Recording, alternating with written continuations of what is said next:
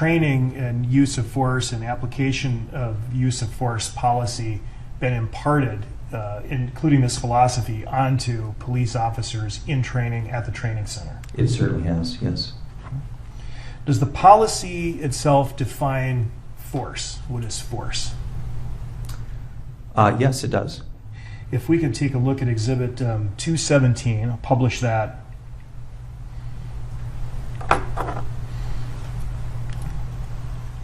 If you'd highlight use of force.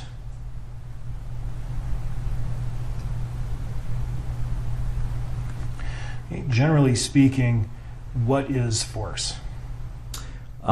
It can be any physical contact. It can be with a weapon. It could be with a vehicle. But it's any sort of physical contact that is more likely to render harm or injury to someone. Is the use of restraint considered force? That would be considered force. We don't know yet. We don't know yet, and we'll see how that works, right? Because there's always a big debate. You know, we use Chief Perez's uncle. People don't like that. Get that. Completely get it. And so we have to make sure it's done correctly. So that's going to be important for our community to feel that. But I do believe, well, let me finish.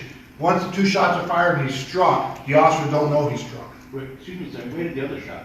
You said 1 shot? Missed. Oh, it missed. It missed. And so now we have him continually running, and he is running quick. About 50 yards from that point, he tosses the gun. Number 1. This is before he's hit or after? After he struck. The officers don't know he struck. Fires 2 rounds and it's still going, so the officer has no idea if he struck him or not. But the officer's controlled enough not to keep on firing rounds down the street. So now you have Mr. McLean still running. He tosses the gun about 50 yards up. We do have a witness to him tossing the gun who's stated that to us on body on camera. So we're fortunate for that. And then about 20 yards after that, Mr. McLean either drops or he goes down and pulls himself out. I'm going to guess he probably dropped, right? But I'm not sure which it was. And we don't know which it was. And so that's going to be very important for us as the investigation goes on. So within, at 7:52, the shooting occurs before 7:53. Within 15 seconds of the second shot, we call for emergency ambulance. And under 5 minutes or within 5 minutes, the ambulance shows up on scene from the time the officers called for emergency medical attention. So the delay that they said it was 40 minutes, people had said it was 40 minutes before an ambulance showed up and all that, false.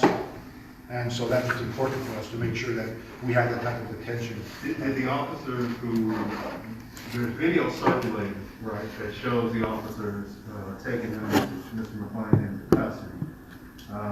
Cuffing, yes. What we see is them kind of kneeling on his back. Were they at that point going to render aid, or was at that point? I don't think they knew, and I won't know until I see the statements. I don't know they knew he was shot. Do they know he was shot or not? Yeah, yes, they immediately began rendering aid once they realized. So, but I'm sure at the time of the knee drop, I'm not sure if they knew. I couldn't tell you. I know when they got there, they could see the blood or how he's acting. But as they're coming up on him, I don't know if they did. I really don't. I don't think we know.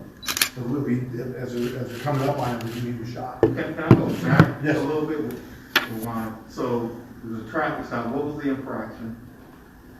We have at least no license plate, but I won't know until I read more of the reason for the traffic stop. So I won't know until I see more of it. So the contact officer made contact with the driver and determined that he was unlicensed. The driver freely volunteered the information. That he was unlicensed. Yeah, he was not suspended So license. at what point and what reason did the cover officer have to pull Mr. McLean out of the car? I won't know until we see more of that statement to find out what that reason is of him asking him out.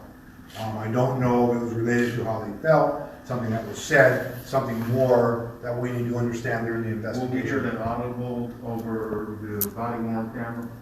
I believe we will from one of the officers, right, Jason? Yes. Yeah, so we'll have the audio, everything will be released with the audio as they engaged both the driver and the passenger.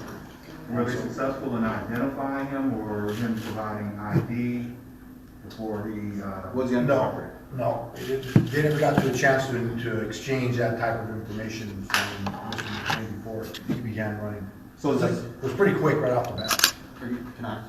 one last, Go. did the officers know Mr. McClain? Don't know, I don't think so, but I don't know for sure until we read their statements that are being written up. So it's one of those things where I don't think they did, but I don't know at this point. Thank you, Dan. So I'd like to introduce Kimberly Jenkins, who is the mother of the very handsome Bryce, who is the oldest son.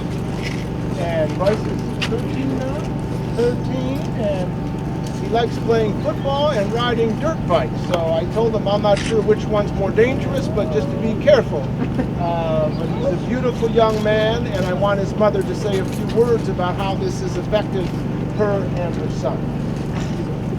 Hi, this is our son, Anthony's oldest son, Bryce McClain, and I just want to say that we are tired. We're tired of this happening to black people. No reason in question the reason why Anthony shouldn't be here with his 3 kids. They're all affected. We're all affected. His siblings are affected. The whole family is affected. We need the whole world to be affected so that this can stop happening to black people, and we need justice for Anthony. My son is being strong, but it's still hard for him, like his other 2 siblings, to understand why his dad is not here today to witness them growing up, to become grown-ups and going after their dreams. This has to stop, and we are really tired. And I just hope that everybody helps bring justice to the situation so that the family can get closure of some sort. And Anthony was a good father, a good man, loving, kind, caring. We just want justice, and this has to stop. We're tired. Say his name. Anthony McClain. Say his name. Anthony McClain. Say his name. Anthony McClain. Anthony McClain. Now let's get everybody Y'all know to why we sing say happy their birthday. names, right? We say their names because we usher up their spirits. We bring them in. I'm the city commissioner of the Northwest area where Anthony was shot.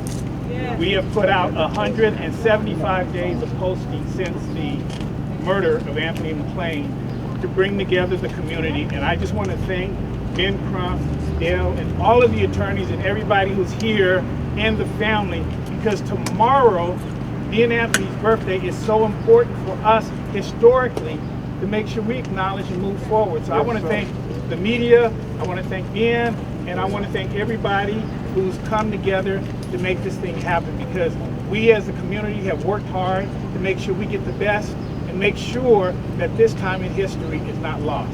Thank you. Thank you, Commissioner. Thank you for your leadership.